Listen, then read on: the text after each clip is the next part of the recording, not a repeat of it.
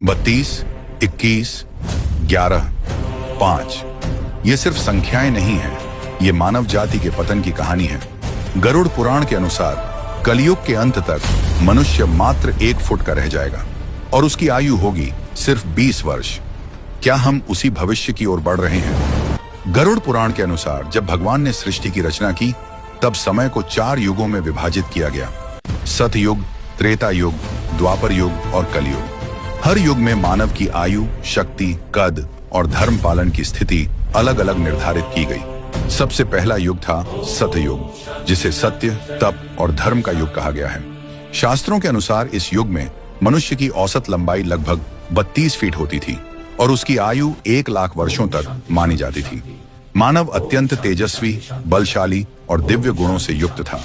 इसी काल में भगवान ने मत्स्य, कूर्म, वराह और नरसिंह जैसे अद्भुत अवतार धारण किए। समुद्र मंथन जैसी महान घटना भी इसी युग में हुई, जब सृष्टि की रक्षा के लिए भगवान शिव ने विष का पान कर नीलकंठ स्वरूप धारण किया।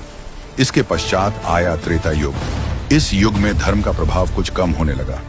मनुष्य की लंबाई घटकर लगभग 21 फीट रह गई और आयु घटकर 10,000 वर्षों तक सीमित हो गई। इसी युग में भगवान ने वामन, परशुराम और मर्यादा पुरुषोत्तम श्री राम के रूप में अवतार लेकर अधर्म का नाश किया और धर्म की पुनः स्थापना की। तीसरा युग था द्वापर युग, जहां पाप और पुण्य का संतुलन लगभग बराबर हो गया।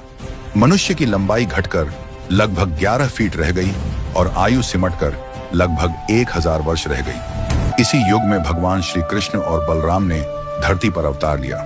महाभारत जैसा महायुद्ध हुआ, जिसने धर्म और अधर्म के बीच अंतिम निर्णायक संघर्ष को जन्म दिया।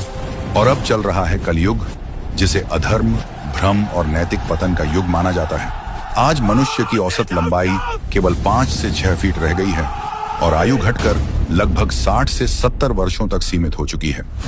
गरुड़ पुराण में संकेत मिलता है कि कलयुग के अंतिम चरण में मनुष्य की आयु मात्र 20 वर्ष रह जाएगी और उसका कद केवल 1 फीट का रह जाएगा।